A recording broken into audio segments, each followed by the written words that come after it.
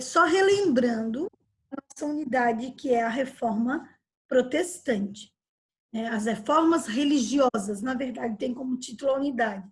Reformas religiosas significa dizer que é o de novas religiões, além do catolicismo na Europa.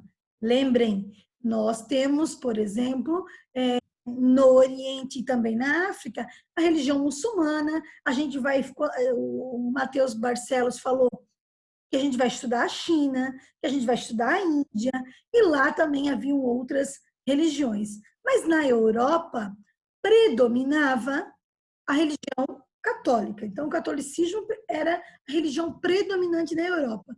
A partir das reformas religiosas, e uma das figuras mais importantes que a gente falou foi a figura de Martinho Lutero, começaram então, a surgir outras opções, ou seja, outras religiões além do catolicismo. Então, é importante dizer que o Martinho Lutero ele era católico, né? Eu estava fazendo doutorado e o objeto de estudo dele era a Bíblia. Perceber que o que estava escrito na Bíblia a igreja não cumpria. Portanto, ele começou a questioná-la. Ele escreveu as 95 teses contra a igreja, na igreja de Wittenberg, né, na porta da igreja, mas não é simplesmente por ele ter colocado na porta da igreja que todo mundo. Na época, já havia a imprensa. Então, a figura de Gutenberg também é muito importante com a imprensa, que divulgou todos os questionamentos feitos por Martinho Lutero. E a burguesia, que é uma classe importante, que a gente já falou dela bastante esse ano, não se via no discurso da Igreja Católica, apoiou e protegeu Martinho Lutero. A partir do Martinho Lutero, que nós vamos ter a religião, o luteranismo, nós vamos ter também outras religiões que vão surgir, como o anglicanismo, lá na Inglaterra, né? E na Suíça, o calvinismo. Então, é o surgimento de novas possibilidades.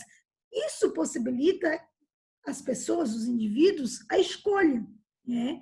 Mas isso, obviamente, não agradou em nada os católicos. Então, a Igreja Católica, ela não aceitou todas essas mudanças e disse, olha que legal, tem outras religiões, olha que legal, eu vou dividir os cristãos com outras pessoas, com outras religiões, eles vão pagar menos impostos, eles estão me questionando. É óbvio que não. Então, a igreja ela fez o que chama-se de contra-reforma. Então, a contra-reforma foi organizada pela Igreja Católica. Tá? A contra-reforma foi uma série de ações feitas pela Igreja Católica, tá? Organizadas pela Igreja Católica, contra todas essas mudanças. E uma das coisas que a Igreja Católica fez na contra-reforma foi patrocinar as navegações. Né? Lembra que a gente falou que o patrocínio das navegações, do périplo africano, o domínio lá da Índia, China, que é o que nós vamos estudar, a chegada desses europeus na Índia, na China, como é que a Índia, a China e o Japão estavam organizados? Como é que foi esse contato? A gente vai falar um pouquinho desses países para poder entender até mesmo que a gente já estudou, que são as grandes navegações e o contato que os europeus tinham com o Oriente. Muito bem, reformas religiosas, surgimento de outras religiões, né, contra-reforma, ação da Igreja Católica frente a todas essas mudanças e até porque a Igreja Católica acabou perdendo inúmeros adeptos que ela não queria, por isso que ela patrocinou as navegações. Muito bem. Há uma breve revisão, que a gente já falou sobre isso, né, para a gente poder corrigir o nosso CA, tá? Que eu já botei lá no grupo para vocês, o CA ainda da primeira apostila, né, do primeiro bimestre, página 23, 24, 25 e 26. Aí a gente depois, nós depois, né, após essa correção, vamos entrar na nossa apostila do segundo bimestre, começamos falando da África. Muito bem, então vamos lá, ó. Peguem lá a apostila de vocês na página 23. Tem lá, observe as imagens a seguir. Imagem 1, imagem 2, imagem 3. Essas imagens representam 3 momentos protestantes. Quais são eles? Tá? Primeiro momento, o segundo momento e o terceiro momento, tá? O primeiro momento ali é o quê? A venda de indulgências, certo? Só lembrando, venda de indulgências era a venda de um documento, né, que dizia que o indivíduo não tinha mais pecado. Então, ele ia lá se confessar e comprava um documento, a igreja vendia, e vendia muito, diga-se de passagem, porque todo mundo queria o documento dizendo que não tinha pecado, né? E isso era o grande questionamento do Martinho Lutero, a venda de indulgências. Imagem 2, tá? É o Martinho Lutero ali, tá? O que ele está fazendo? Ele está pregando as 95 teses, né? E a imagem 3, certo? Também é o Lutero, né? Perante um imperador ali, defendendo as suas teses, certo? Bem tranquilo, porque já estava até na legenda tudo certinho, né? Bom, aqui, lá na página 24, a letra B fala para elaborar no caderno um esquema que apresente de que forma os 3 eventos da imagem estavam relacionados. Gente, é bem tranquilo, né? Qual é a relação entre eles? É a relação do estudo do Martinho Lutero da igreja e a defesa dele a tudo isso. Ele vai defender essas mudanças, por isso que vai acontecer a reforma religiosa. Ali para falar, para criar um diálogo com o personagem que não há necessidade. Então, vamos lá para número 2, é importante. Características principais ali. Identifique se as características listadas a seguir pertencem ao luteranismo, ao calvinismo ou ao anglicanismo. Rei como líder religioso, anglicanismo. Lembra que a religião anglicana surgiu porque o rei queria se casar de novo. Então, quem cria o anglicanismo é o rei oitavo da Inglaterra. Ele cria uma nova religião porque ele quer se casar novamente. Então, a liderança é o rei. Então, rei como líder religioso, anglicanismo. Doutrina da predestinação. Tudo está predestinado, já está escrito. Calvinismo, né? Confisco de terras e bens do clero. Então, quem é que vai confiscar e tirar as terras? O clero é a igreja, gente. Quem é que tem coragem de fazer isso? O rei? E quem é que a religião é organizada pelo rei? É o anglicanismo. Só quem tem coragem de tirar a terra da igreja é alguém mais poderoso do que ela. Quem é mais poderoso do que ela? O rei, certo? Em alguns lugares, a igreja é mais poderosa do que o rei, obviamente. Ó, C, não D, né? É salvação por meio da fé. A religião luterana. Lembra que a religião católica dizia que a pessoa se salvava pela fé e pelas obras. E o Lutero diz não, não é pelas obras, é somente pela fé. É a salvação única e exclusiva pela fé de cada pessoa. Era o que dizia Martinho Lutero. Aproximação com a burguesia. Quem é que se aproxima da burguesia? Na verdade, todas, tá, gente? Mas aqui a apostila traz que quem se aproxima mais entre elas é o calvinismo. Mas tem que lembrar que quem protege Martinho Lutero é a burguesia, tá? De maneira geral, as religiões protestantes, elas têm o apoio da burguesia. Tradução da Bíblia para o alemão. Quem é que fez essa tradução? Quem é que lembra? Lutero. Lutero, muito bem. Então, é luteranismo. Inexistência de hierarquia na igreja. É o luteranismo e o calvinismo. Não tem hierarquia, não tem um papa que comanda tudo. Então, ficou assim: anglicanismo, calvinismo, anglicanismo, luteranismo, calvinismo, luteranismo e luteranismo é calvinismo, certo?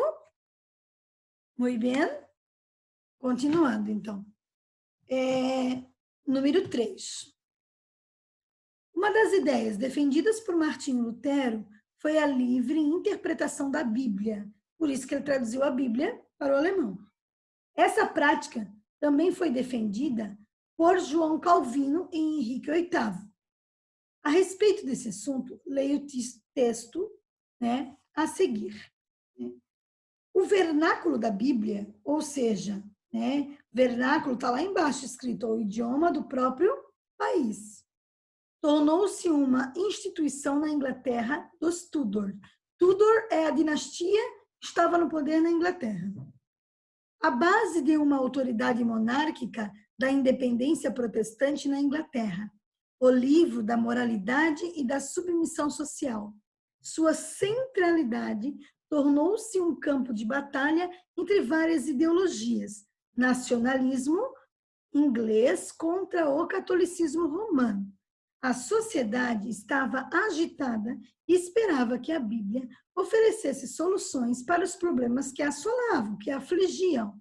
A tradução da Bíblia para o inglês tornou-se acessível a grupos sociais novos e mais amplos, incluindo artesãos e mulheres, que liam sobre seus próprios problemas e possíveis soluções no texto sagrado. Agora, com base nos textos e nos seus conhecimentos, responda a essas questões. Por que a tradução da Bíblia fortaleceu o movimento da reforma religiosa? Por que ela fortaleceu o movimento da reforma?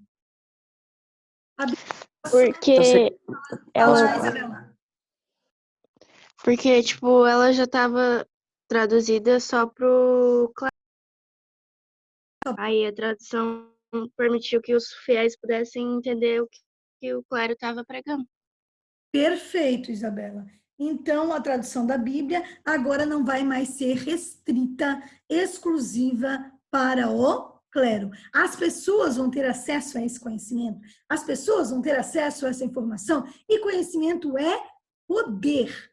Já nessa época, a igreja tinha isso bem claro. A igreja sabia que conhecimento é poder. Se eu sei que conhecimento é poder, eu quero ficar com o poder todo para mim. Então, eu vou ficar com o conhecimento todo para mim, não vou deixar ninguém dominar esse conhecimento.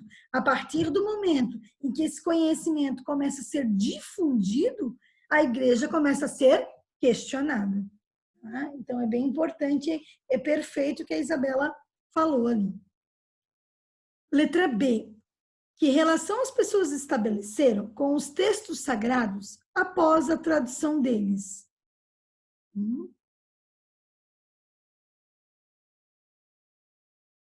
Foi importante, gente, ter a leitura dos textos ou não? Por exemplo, eu chego aqui e começo a dizer para vocês que lá na apostila de vocês não têm apostila, só eu. Aí eu vou passar para vocês todo o conhecimento que tem na apostila, mas vocês não têm acesso a ela. Vocês nunca leram ela. Eu posso falar o que eu quiser? E vocês vão acreditar porque vocês não conseguem questionar. Não, professora, mas lá na página 25 não está dizendo isso. Mas tem como questionar se eu não tenho conhecimento? Se eu não li, se eu não tenho essa informação? Olha a importância, gente. Olha só, que relação as pessoas estabeleceram com os textos sagrados após a tradução delas. Eu não sei se está certo, mas posso falar, prof? Pode, claro, Marcelo. Eu acho que está certo assim, ó. Que liam sobre seus próprios problemas e possíveis soluções do texto sagrado. Isso mesmo, perfeito, perfeito, Mateus. Então, olha só, ou seja, as pessoas buscavam conforto e explicação das soluções para seus problemas na Bíblia. Até hoje, se a gente for analisar, parar para pensar, muitas pessoas utilizam a Bíblia e o que está escrito nela para esse conforto, né? Então, quando um padre, falando da Igreja Católica, ou um pastor, falando das igrejas protestantes, falando das igrejas neopentecostais, qualquer igreja neopentecostal, quando ele vai estudar uma pregação, fazer uma pregação, não importa ser padre, ser pastor. Qual é o objetivo de uma pregação? De estabelecer esse vínculo com as pessoas? É mostrar que no texto bíblico há, sim, a solução para inúmeros problemas que essas pessoas têm, sejam problemas físicos ou sejam problemas emocionais. Então, o objetivo é aproximar as pessoas dos textos bíblicos.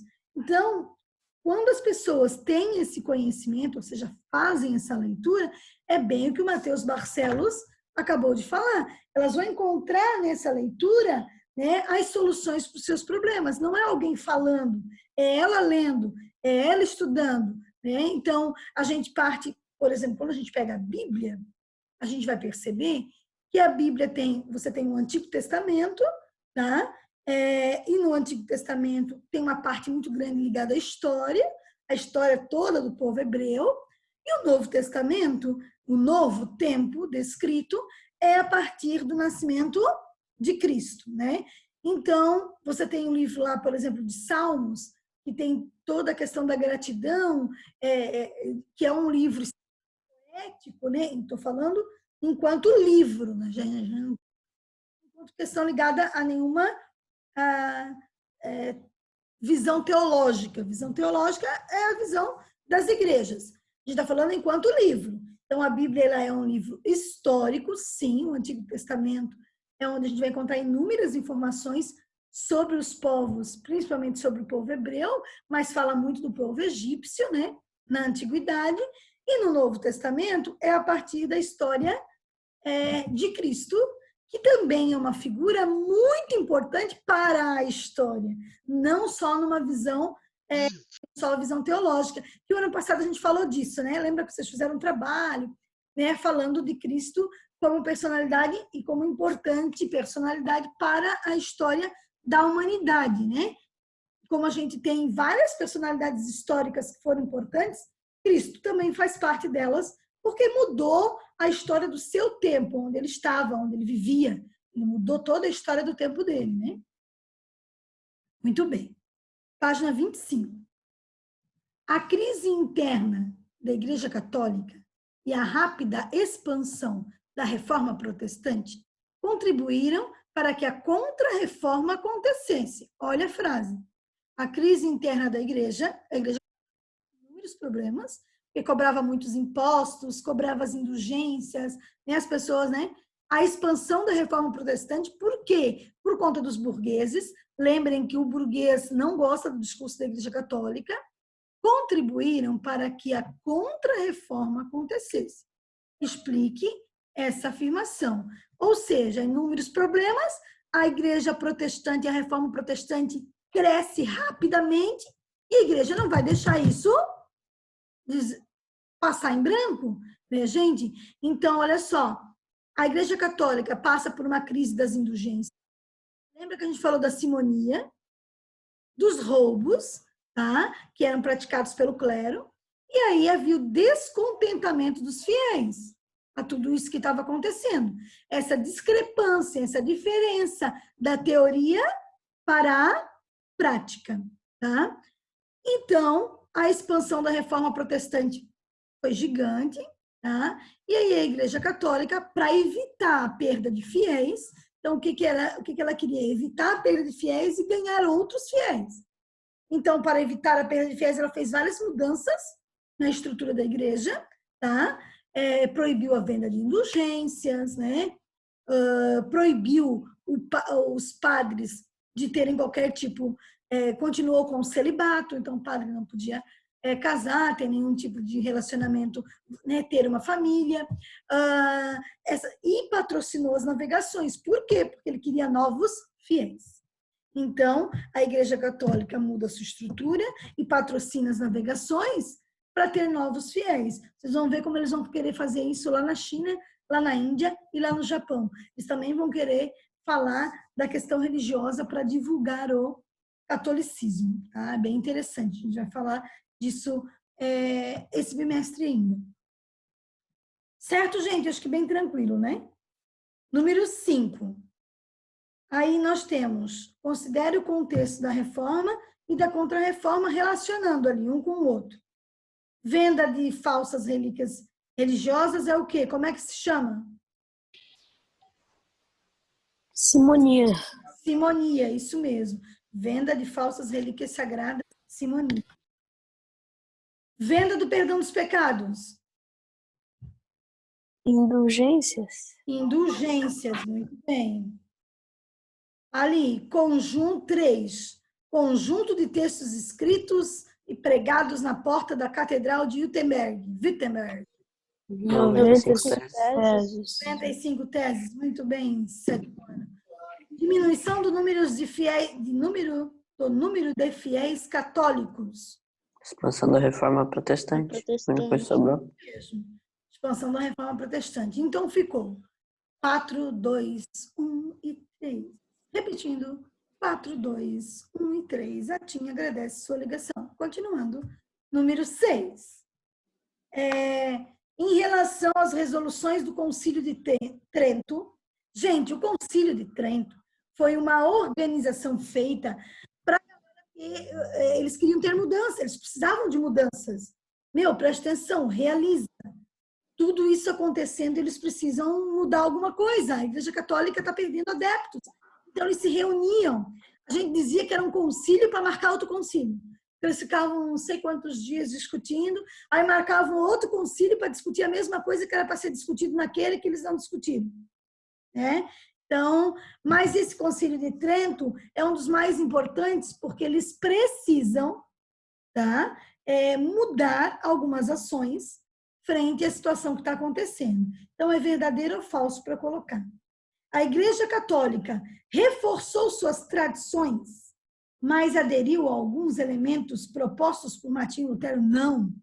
Ela não vai aderir elementos que o Martinho Lutero aderiu, certo? Por exemplo, a religião luterana, ela não tem imagens. Ela condena a veneração de imagens, coisa que a Igreja Católica permanece até os dias atuais. Próxima. Reforçar os tribunais da Inquisição, dando a eles mais poder. Era uma maneira da Igreja Católica conter o que considerava heresia. Gente, isso é verdade. Olha só, olha que doido isso. Por que eu digo que doido isso? Porque assim, a Igreja está perdendo adeptos, porque as pessoas estão questionando ela. Ao invés dela mudar para melhor, no sentido de dar mais liberdade para as pessoas, sabe o que ela fez? Ela não fez isso. Ela não deu mais liberdade para as pessoas. Ela fez ao contrário. Porque o que eram os tribunais da Inquisição? Eram lideranças da Igreja Católica em vários lugares, condenando as pessoas por heresia, condenando a morrer na fogueira. Então, eles intensificaram a Santa Inquisição, que de santa não tinha nada. Tá? Ou seja, eles ainda fomentaram, incentivaram e colocaram a Inquisição em mais lugares, para que todos que questionassem a Igreja fossem considerados hereges. Um herege é pecador, e um herege pecador merece morrer na fogueira. Então, ao invés dela dar mais liberdade, ela fez ao contrário. Ela incentivou, reforçou a Inquisição. Tá? Próximo. A criação do Index. Gente, o Index também é uma coisa bem... O Index era um documento que eram livros proibidos, que as pessoas não podiam ler. Então, olha o que diz assim, ó, visava controlar as ideias em favor da reforma protestante. Então, por exemplo, tudo que era escrito por Martinho Lutero estava lá, né, no Index que as pessoas não podiam ler. Então, o que era isso? Era uma forma de coibir, as pessoas ficavam com medo, para elas não lerem, não ter acesso a esse conhecimento e não questionarem a Igreja. Então, eles criaram um index, uma lista de livros proibidos que as pessoas não deveriam ter acesso, não deveriam ler. E se fossem pegas lendo, poderiam sofrer as devidas punições. Entendam que está tudo mudando, forma econômica, a burguesia está ganhando força, está surgindo outras religiões, mas não foi fácil, gente. E o Martinho Lutero só não foi morto porque tinha uma galera que tinha muito, que é a alta burguesia, que tinha muito dinheiro que protegeu ele. Senão ele teria sido morto. Prof, Oi, fala. uma pergunta. Ali que você falou da Index, você disse que ninguém podia ler, mas tipo, ninguém, tipo, literalmente ninguém, ou só as pessoas com alto poder? Assim, ó, eles não queriam que ninguém realmente, principalmente a população, Mateus tivesse acesso a esse conhecimento. Só que uma coisa importante que o Mateus falou é o seguinte, gente. Todo mundo sabia ler nessa época? O conhecimento era... Não. Gente, não. A maioria das pessoas eram analfabetas, tá? Quem sabia ler? Uma pequena parcela da população. A parcela que tem mais conhecimento. Ó, lá o burguês, tá? Alguns camponeses, minoria. Então, eles não querem que essas pessoas que são as influenciadoras tenham esse conhecimento, leiam. Então, era uma proibição, o index, esse documento era para todo mundo, servia para todo mundo. Não importa se é camponês, não importa se é burguesia. Eles queriam, na verdade, que ninguém tivesse acesso a esse conhecimento. Então, por isso, ó, esses livros são proibidos, nós não podemos ler. E aí as pessoas mesmo cobravam, né? Porque eles distribuíram essa legislação aí, que esses livros que não poderiam ser lidos. Olha, esses livros a gente não pode ler. Ah, o fulano de tal, e aí havia as denúncias para a Inquisição. Então, quem tivesse esses livros, Mateus, por exemplo, em casa, ou que estivesse lendo, havia sempre aqueles indivíduos que estavam de olho, ou seja, que faziam as denúncias. Isso era muito comum nessa época. Então, eles iam lá na Inquisição e denunciavam. A família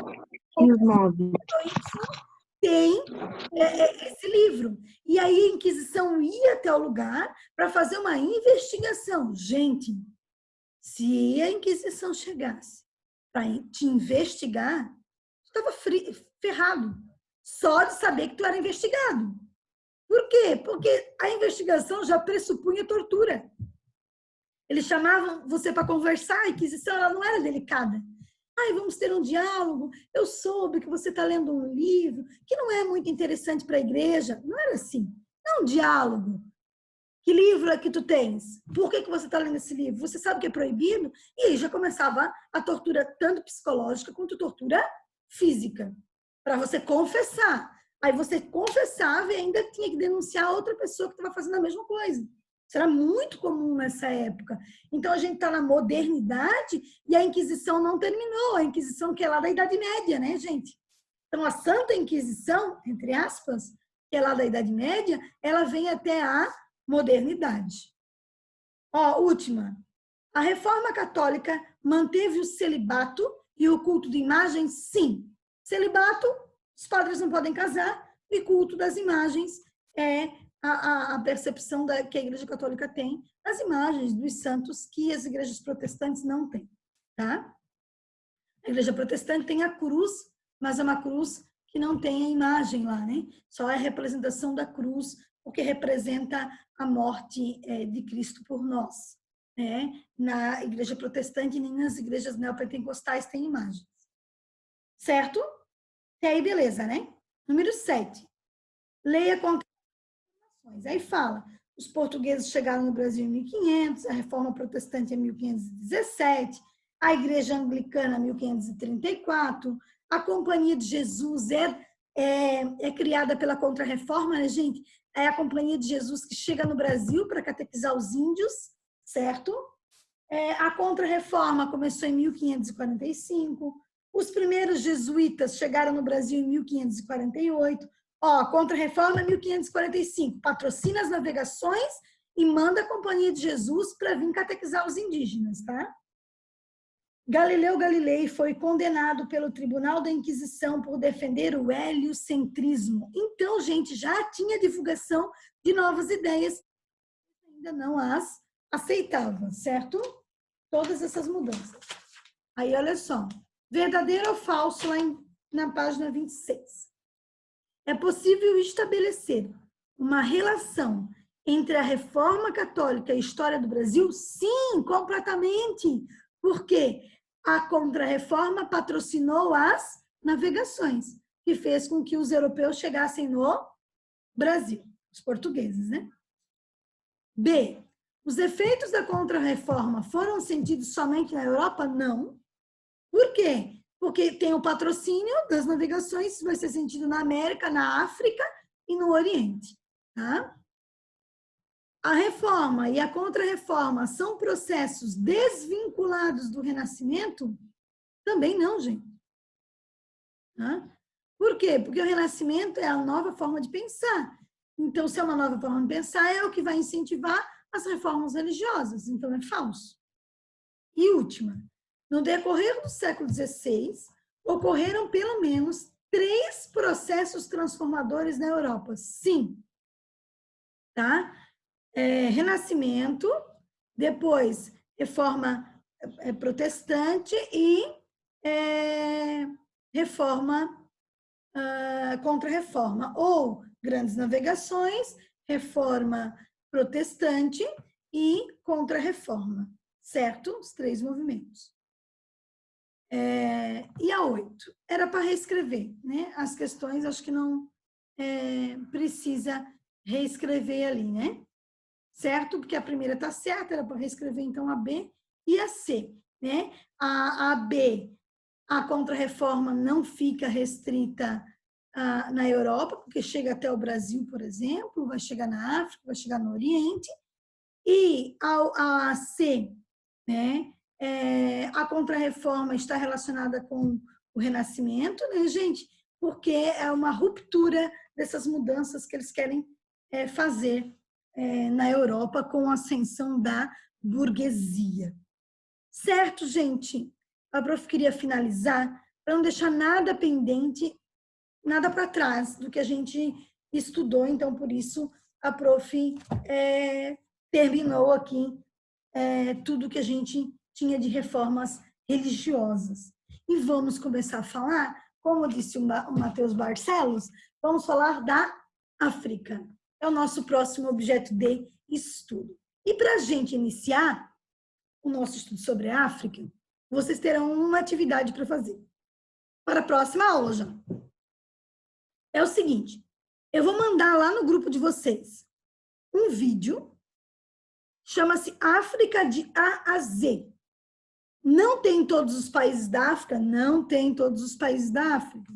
Mas tem países africanos realmente de A a Z lá, né? Vocês irão escolher um país africano. Professora, esse país precisa estar lá no vídeo? Não necessariamente. Posso escolher outro país? Sim. Vocês vão escolher um país africano e fazer uma pesquisa sobre ele. Certo? Quais são as informações que vocês vão trazer? Nós vamos apresentar na próxima aula essa atividade. Cada um vai apresentar o país que escolheu, certo? Essa apresentação não é uma leitura de um texto gigante, senão a gente vai ficar aqui 2 horas e não vai terminar a apresentação do trabalho, tá? Vocês vão estudar o país que vocês pegarem e vão apresentar esse país. Vocês vão falar as principais características, curiosidades sobre esse país, né? Número de população, se é um país considerado grande ou pequeno, se é um país com um bom IDH ou um IDH ruim, IDH, Índice de Desenvolvimento Humano, né? Lembra, gente? Quanto mais perto de 1, melhor o Índice de Desenvolvimento Humano. Quanto mais longe, né? Mais distante do 1, pior o Índice de Desenvolvimento Humano. Índice de Desenvolvimento Humano a gente calcula pela saúde, educação, qualidade de vida. Tá? Então, eu vou colocar lá no grupo certinho o que vocês deverão pesquisar. Vocês vão apresentar o país e as principais características deles. Porque a África é um continente com 53 países e muito diferentes entre si. Uma diversidade cultural muito grande, certo? Cultural, ambiental, religiosa. Então, para a gente iniciar o nosso segundo bimestre, inicia com a apresentação de vocês, certo? Lembrando que também é uma forma de avaliar, sim, tá? Então, é uma atividade avaliativa, então vale nota, certo? De 0 a 10, a apresentação de vocês. Vou colocar lá no grupo que vocês devem seguir o vídeo, que é bem legal vocês assistirem, o vídeo é bem massa. E aí vocês podem se inspirar a partir desse vídeo, escolher um país que está ali, ou um outro país, e trazer as principais características desse país, a questão da história, curiosidade, aspectos culturais, né? Certo? Sobre o país escolhido. Beleza? Entenderam, gente? Quando que é a próxima aula? Nossa próxima aula é essa semana ainda. tá? Então, Quarta-feira. oi, quarta-feira, João? Então, quarta-feira, tá? Precisa Ok. de coisa escrita para prof? Não. Certo, gente? É só a apresentação, correto? Entenderam?